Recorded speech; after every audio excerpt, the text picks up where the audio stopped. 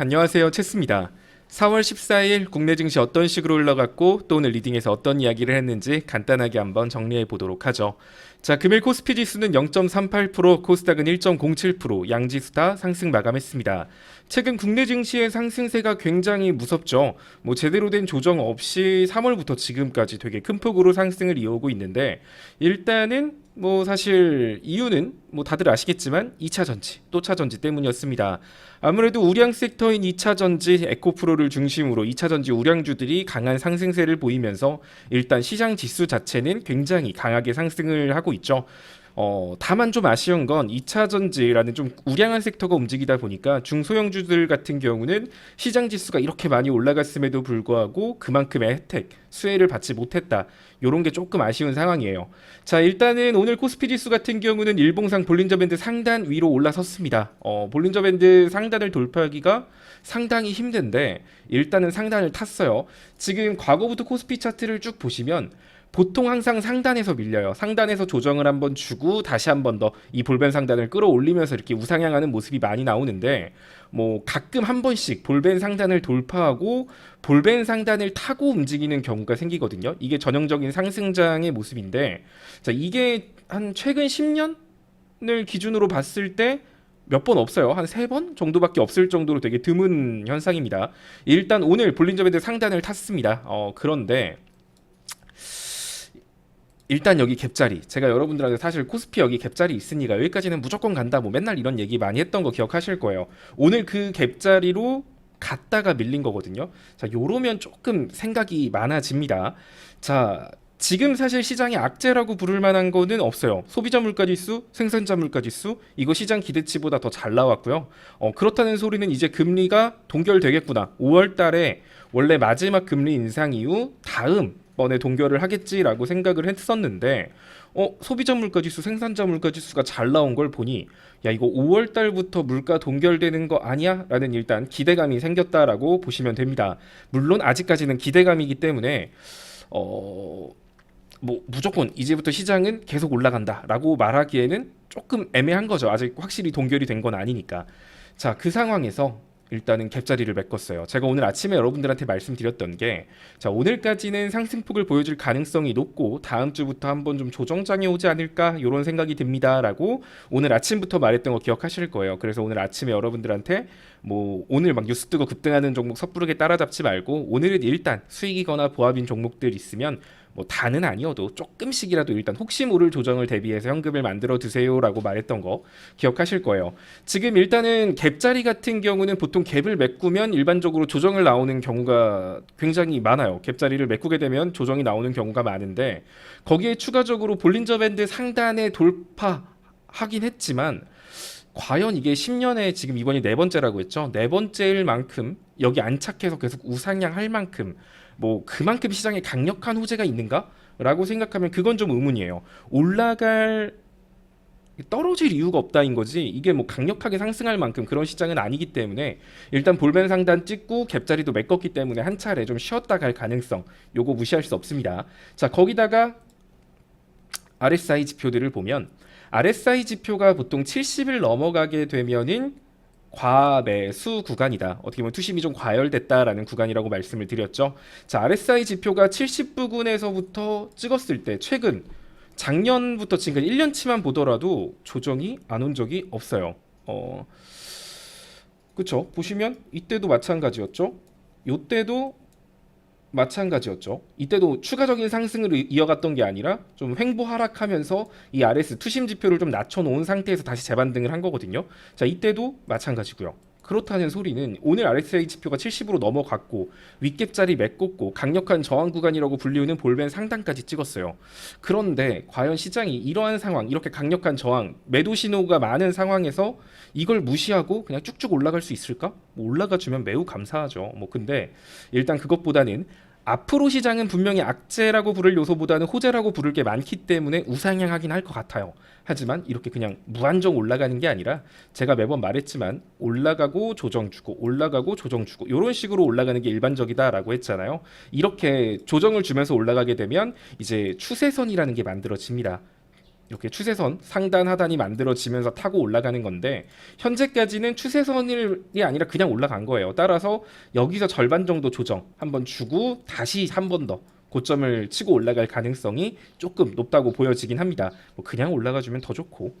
자, 그런 관점에서 보면 지금 막 엄청나게 적극적으로 매수한다라기보다는 어차피 적극적으로 매수할 돈도 얼마 없잖아요, 여러분들. 그죠?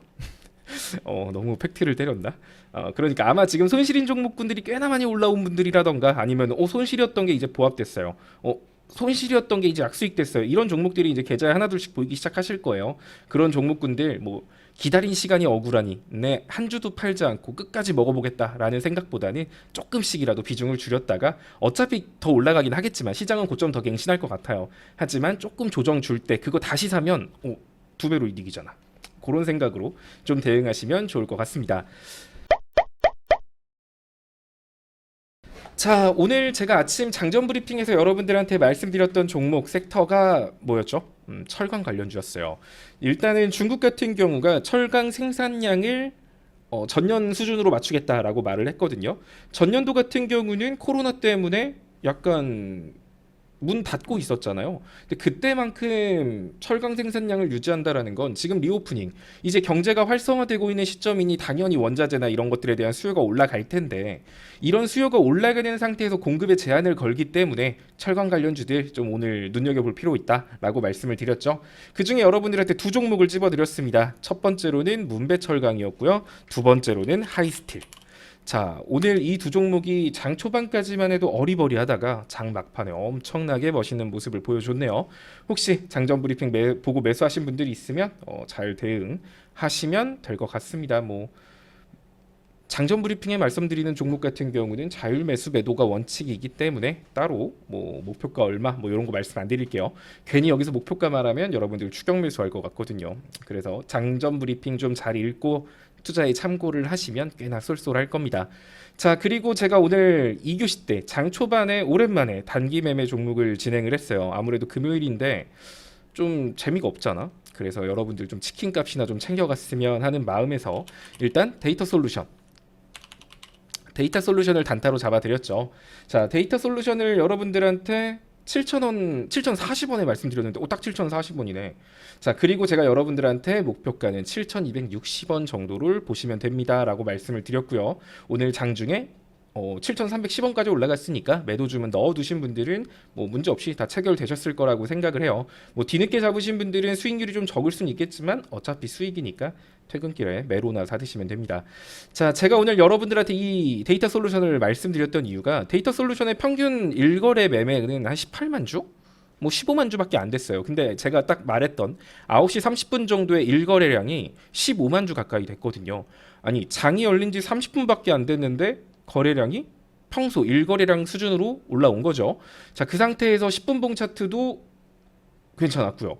그래서 여러분들한테 데이터 솔루션을 말했었는데 오늘 뭐 그 윤석열 대통령의 그 데이터 그거 뭐 그 얘기 나오면서 데이터 솔루션뿐만이 아니라 모아 데이터 뭐 이런 얘들까지 다 같이 좀 좋은 모습을 보여준 모습입니다. 근데 이제 이게 계속 치고 갈까라고 한다면 그건 조금 의문이긴 해요. 근데 최근에 이 데이터 법안 같은 것들이 결국 그 AI 섹터랑 연결이 되는 거거든요. AI 섹터 같은 경우도 낙폭이 좀 컸기 때문에 중간중간 모아 데이터, 데이터 솔루션, 뭐 오픈 베이스 같은 경우도 있죠. 오픈 베이스 같은 경우도 지금 뒤에 거래량 큰 거 하나 남겨둔 상태로 아래로 좀 많이 밀린 거라 오픈 베이스도 다시 한 번 더 좀 접근해봐도 괜찮을 것 같습니다. 오픈 베이스 같은 경우는 일전에 우리 수익 봤던 종목이에요. 근데 지금 정도 오면은 살짝 이제 눈길만 슬슬 줘도 되지 않을까? 이런 생각이 듭니다. 자, 그리고 이제 어저께 여러분들한테 추천했던 종목이 티플렉스였어요. 4,300원 아래에서 추천을 했는데 티플렉스 같은 경우는 미중무역 갈등 관련주로 움직이는 대표적인 종목 중에 하나고요. 그런데 과거 티플렉스가 정말 멋진 상승폭이 나왔을 때는 미중무역 관련 히토류로 움직인 게 아니라 니켈 관련 이슈로 움직였던 거거든요. 아무래도 희귀금속 관련주 플러스 니켈 관련주 또 스테인리스 관련주 이런 쪽으로 묶여 있는 게 티플렉스입니다. 자, 여기에 최근에 뭐 네오디뮴인가 발음도 어려워. 자, 중국이 이거를 수출 금지한다라는 소식 때문에 현대 현대 BNG 스틸이 니켈 플러스 희귀금속 관련주, 네오디뮴 관련주로 움직이게 됐어요. 아무래도 그 네오디뮴의 발음이 어려워. 거기에 그게 있거든요. 니켈 도금을 한다. 뭐 이렇기 때문에 니켈 관련주들이 반응을 한 건데 일단 얘가 굉장히 대장격으로 큰 움직임을 보여줬습니다. 아무래도 요즘 시장이 트렌드가 중소형주보다는 우량주가 좋다라는 게 사람들 인식 속에 확 박혔어요. 자, 원래 우량주라고 한다면 무거워요. 무겁기 때문에 변동성 자체가 크지 않거든요. 대신에 안전하지. 그래서 우량주 투자는 안전한데 좀 크게 움직이진 않지만 안전하니까 뭐 요런 생각으로 사람들이 우량주를 샀었는데, 자, 에코프로 얘가 2차 전지의 대장으로 이렇게 치고 올라가니 야, 우량주도 10배씩 올라갈 수 있겠구나라는 게 사람들 머릿속에 각인된 거예요. 그러다 보니까 이왕이면 옛날 같았으면은 이 니켈 이슈 나오고 막 철강 이슈 나오고 했으면 우량주가 움직이는 게 아니라 좀 가벼운 중소형주가 움직였을 텐데 지금 시장 특성상 우량주의 주목을 좀 받았다라고 보시면 될 것 같아요. 티플렉스 같은 경우는 자, 오늘 또 급등한 종목이 포스코 엠텍이라던가 포스코 관련주들 움직이고 있죠. 티플렉스 같은 경우 또 포스코 관련주로도 묶여 있기 때문에 단지 지금 중소형주라는 것과 최근에 악성 매물대를 제대로 소화하지 못했기 때문에 지금 저항 구간 놔두고 이렇게 비리비리하다라고 생각하시면 돼요. 자, 이왕이면 여러분들도 그렇지 않겠어요? 딱 종목을 살려고 했는데 요즘 우량주가 잘 가. 우량주가 잘 가. 그런데 티플렉스 얘가 가벼운 건 알겠어. 근데 딱 보니까 와, 여기 저항선만 해도 241선에 481선 볼벤 상단까지. 야, 이거 소화할 수 있을까? 좀 별로야. 근데 우량주는 저항 구간도 별로 없고 하니까 우량주를 사자 그냥. 이런 식으로 좀 약간 티플렉스가 중소형주라서 소외받은 것 같기는 한데, 자, 일단 이 종목 같은 경우는 아래로 밀릴 수는 있을 겁니다. 아무래도 이 저항 구간 계속 돌파 시도하고 있는데 못 뚫게 되면, 자, 왜 못 뚫을까? 여기서 못 뚫는 이유는 그거겠죠. 파는 사람이 너무 많으니까. 매수를 해도 누군가가 금방 홀라당 팔아먹는 거예요. 즉 악성 매물대가 있는 건데 결국 그 매물대를 소화하는 방법은 힘있게 돌파를 하던가, 그 사람들이 팔려고 했는데 자기 평단가보다 올라간 거야. 그러면 그 사람들 홀딩 하거든요. 자, 그렇게 힘있게 더 강한 매수세로 힘있게 돌파하던가, 아니면 이 간 보고 있는 사람들이 손절하거나 지쳐서 나가게 만드는 거. 그렇게 하기 가장 좋은 방법은 아래로 한번 흔들었다 오는 거예요. 그런 관점에서 티플렉스는 아래로 일단 한번 흔들 수는 있기는 한데 그래도 이번 조만간에 이 저항 구간 뚫고 올라갈 수 있는 종목이라고 보여지거든요. 보유자분들 같은 경우는 수량 관리 잘 하시고 또 이 얘기 듣고 그럼 티플렉스 이제 당장 내일 가나요? 막 이러면서 지금 막 또 왕창 사지 말고 아래로 밀리면 그때 두 번째 매수한다라는 생각으로 제가 잡아준 구간대로 따라오시면 어려움은 없으실 겁니다. 자, 그리고 계속 눈여겨 보는 섹터 한네트. 자, 이제 디지털 화폐 관련 이슈가 나올 때가 됐어요. 보통 디지털 화폐 관련 이슈가 언제 나오냐면 비트코인 관련주들이 막 올라가거나 비트코인 시세가 올라갔을 때 디지털 화폐에 대한 얘기가 나옵니다. 디지털 화폐 같은 경우는 쉽게 말해서 가상화폐를 그 나라 돈으로, 그러니까 디지털 달러 이런 거 들어보셨을 거예요. 자, 비트코인 같은 경우는 아무래도 이게 그러니까 실제로 활용되는 화폐로서 가치를 하지 못하는 이유가 어느 나라에도 속해 있지 않기 때문이거든요. 자, 기축통화라는 거, 되게 그 화폐, 전 세계 화폐의 기준이 된다라는 거는 그 나라에게 엄청나게 큰 이득이 됩니다. 현재 기축통화는 여러분들이 아시겠지만 달러예요. 자, 그런 달러를 포기하고 비트코인이 다음 화폐의 기준이 된다? 이럴 수는 없을 거예요. 미국이든 중국이든 절대 그 꼴 안 볼 겁니다.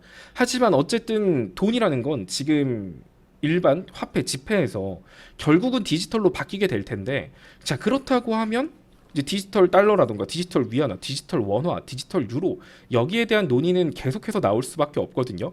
자, 그러니 자, 비트코인에 대한 관심이 뜨거워지면 뜨거워질수록 비트코인이 너무 올라가게 되면 디지털 달러라던가 뭐 요런 얘들이 좀 묻혀요. 뭐하러 디지털 달러 사? 난 비트코인 살래. 막 요래 버릴 수 있으니까. 그래서 보통 비트코인 시세가 올라가게 되면 자연스럽게 디지털 화폐 이슈도 같이 등장을 하게 됩니다. 나라가 관리하지 않는 비트코인보다는 나라가 직접 관리하는 본인들의 디지털 화폐가 더 좋다. 뭐 이걸 개발해야 된다. 이게 필요하다. 이런 얘기가 계속 나오게 되거든요. 그래서 한네트, 로지시스, KCT 뭐 요런 애들이 대표적인, 누리플렉스인가? 얘도 있죠. 이 친구 같은 경우도 디지털 화폐 관련주로 움직이고 있어요. 근데 지금 디지털 화폐 관련주들 보면은 거래량이 막 36,000주, 막 한네트 한네트가 보통 대장으로 많이 움직입니다. 로지시스 한네트가 왔다 갔다 하는데 자 이렇게 뜨끈뜨끈한 장의 거래량이 6만 주입니다. 와 진짜 아무도 지금 이 섹터에 관심이 없어. 아무도 관심이 없는데 조만간에 순간적으로 또 집중될 수 있거든요. 그래서 이렇게 거래량 없이 좀 빌빌거리고 있을 때 여러분들은 조금씩 모아놓는 거 나쁘지 않다라고 보고 있습니다. 자 오늘 또 올라갔던 sek터들을 보면 제약바이오 섹터들이 또 막 미친 듯이 올라갔죠. 와 신라젠 막 이런 얘들. 야, 뭐 박셀바이오. 약간 제가 제일 극혐하는 종목들 있잖아요. 와 이런 제약바이오는 진짜 쓰레기다 했던 종목들. 박셀바이오, 신라젠. 사실 박셀바이오는 2020년 이때부터 제가 말했어요. 이런 거는 사면은 진짜 인생 그 요단강 뱃사공하고 진짜 절친될 수 있으니까 사지 말라고. 자, 그랬던 박셀바이오가 되게 크게 치고 올라갔죠. 신라젠도 오늘 치고 올라갔고요. 되게 오랫동안 눌려있던 제약바이오들이 꿈틀꿈틀 거리고 있습니다. 아무래도 하지만 악성 매물대가 되게 많기 때문에 섣부르게 제약바이오 급등하는 거를 따라잡기보다는 어쨌든 2차 전지가 무너지면 제약바이오 쪽으로 좀 돈이 많이 이동할 수 있다. 이거는 제가 옛날부터 계속 말을 했잖아요. 자, 그러면 지금 올라가는 제약바이오 말고 지금 안 올라간 제약바이오 같은 거를 좀 찾아보는 것도 나쁘지 않을 것 같습니다. 자, 뭐 근데 문제는 지금 안 올라간 제약바이오는 거래량이 너무 적어. 자, 일단 올릭스 같은 경우도 나쁘지 않다라고 보고 있고요. 또 TNR 얘 같은 경우도 지금 장기평선 뚫고 올라갔거든요. 얘 같은 경우도 다음 주 중에 현재 240일짜리만 잘 지켜준다라고 하면 한 번 더 전고점 돌파하려는 움직임 나올 수 있을 것 같습니다. TNR 바이오펩 이름도 어려워. 이렇게 이름이 어려우니까 사람들이 안 사는 거야. 얼마나 막 에코 바이오 막 이런 거 있었으면은 뭐 사람들이 엄청 샀을 텐데. 자, 그래서 이제 이거랑 뭐 코오롱 티슈진 같은 경우도 사실 이름 때문에 좀 별로긴 해요. 이름이 뭐 티슈라고 하니까 약간 휴지 느낌 나고 뭐 그런데 한때 되게 잘 나갔던 종목입니다. 요즘 주식하시는 분들은 잘 모르시겠지만 자 신라젠 얘도 저렇게 올라갔고 박셀바이오도 그렇게 올라갔어요. 그러면 예전에 인보사 논란으로 빠졌던 코오롱 티슈진도 당시에 얘 7만 원이었습니다. 얘도 조만간 한 번쯤은 좀 10% 이상의 움직임 보여줄 수 있을 것 같기는 해요. 관리 종목 딱지가 붙어 있기는 한데 죽었다 살아난 얘라서 당장 추가적으로 죽을 것 같진 않아요. 약간 좀 리스크가 있기는 한데 나쁘지 않을 것 같고 요게 좀 무서워요 하시는 분들은 코오롱 생명과학 있죠. 얘도 지금 거래량 없이 이평선 수렴하고 꼼지락 거리고 있거든요. 요쪽도 좀 눈여겨보시면 좋을 것 같습니다. 자, 제약바이오가 섹터 순환이 돈다라고 하면 오늘 제가 장중에 말씀드렸던 보락 같은 경우도 상당히 매력이 올라간다라고 볼 수 있을 겁니다. 자, 어제 보락이 뜬금없이 발작을 한번 보여주긴 했는데 아무래도 이때 들어왔던 사람들이 물렸거든. 그래서 이때 매물대 소화하는 모습 어제 좀 소화하는 모습을 보여줬고요. 오늘 같은 경우는 장기 이평선 위로 마무리를 했기 때문에 오늘 같은 경우가 사실 보락의 종배 차트라고 보실 수 있어요. 보시면 돼요. 보락 같은 경우도 일단은 뭐 한 1,900원 정도 선까지는 올라가 줄 수 있지 않을까? 뭐 요렇게 기대해 봅니다. 다만 요때 물렸던 사람들이 이제 요 구간 오면 이제 진절머리 나서 팔 거거든요. 아마 매도 주문을 미리 넣어두셔야 될 거예요. 그 매물대가 보통 한 1,900원 정도 선에 형성되어 있기 때문에 뭐 보락 가지고 계신 분들 혹은 투자하시려는 분들은 뭐 1,900원 이렇게 넣어놓지 말고 한 1,870원 막 이런 식으로 미리 매도 주문을 넣어놔야 한번 치고 갈 때 팔리지 보고 팔려고 하면 이렇게 윗꼬리 빼놓습니다. 그거 좀 인지하시고 보락 투자하시는 분들은 참고하시면 좋을 것 같아요. 사실 가족방에서는 매년 여름마다 한 번씩 다루는 종목이긴 해서 아마 지금 매매하고 계신 분들도 있지 않을까 뭐 이런 생각을 해봅니다.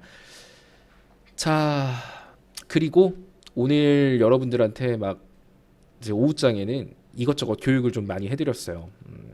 이것저것 교육이 아니라 잔소리긴 해.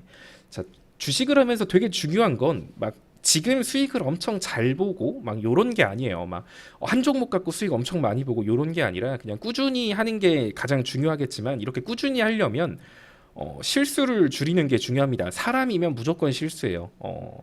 저도 실수하고 아무리 주식을 잘하는 사람도 실수 없진 않아요. 근데 그 실수를 줄이려는 노력, 10번 실수할 거, 그 생각만 하더라도 아, 내가 이렇게 실수하면 안 되는데, 이러면 안 되는데, 다음부턴 그러지 말아야지 라고 해도 또 실수합니다. 또 실수해도 10번 실수할 거 8번만 실수할 거고요. 뭐 8번만 실수하고 6번만 실수하고 요렇게 하면서 점점 성장해 나가는 거거든요. 그러니까 여러분들도 지금 내가 계좌가 별로 안 좋아. 뭔가 불장인 것 같은데 내 계좌에는 에코프로도 없고 2차 전지도 없고 뭐 이상한 중소형 계좌주들만 들어있는데 짜증나. 뭐 과거에 본인의 투자를 후회할 수는 있겠죠. 근데 이제 그걸 후회로만 끝낼 게 아니라 앞으로는 이렇게 해야겠다라는 거, 요런 것까지 좀 생각을 하시면서 투자를 하시면 점차 계좌가 좋아질 거고요. 더 잘 되실 겁니다. 자, 뭐 오늘 또 좋아 보이는 종목들도 쭉 설명을 해드렸고, 또 제가 지난번에 30분짜리 영상 젠장 또 20분이야. 이게 제가 항상 그래요. 이렇게 말을 하다 보면 말이 너무 길어져가지고 여기까지 볼 분들도 얼마 없는데 또 더 해봐야 의미도 없겠다. 자, 다음에 또 다루도록 할게요. 원래 종목을 또 몇 개 더 말하고 싶었는데 다음 주에 말하는 걸로 하도록 하겠습니다. 자, 오늘 영상 한번 처음부터 끝까지 쭉 보신 분들, 오늘 제가 종목들 여러 가지 말씀드렸죠. 다음 주에 좋은 모습 보여줄 수도 있는 종목들이니까 미리미리 관심 종목에 좀 넣어 두신다거나 보초병을 좀 세워 두시면 좋지 않을까 생각이 됩니다. 물론 영상에서 말한 종목 같은 경우는 제가 방에서 공식적으로 실시간으로 봐드리진 않아요. 그 점 참고하셔서 매매하시면 좋을 것 같습니다. 다들 오늘 하루도 본업에서 그리고 주식시장에서 고생 많으셨고요. 오늘 수익 보신 분들 다들 축하드립니다. 자, 다음 주 월요일 날 뵙도록 하죠.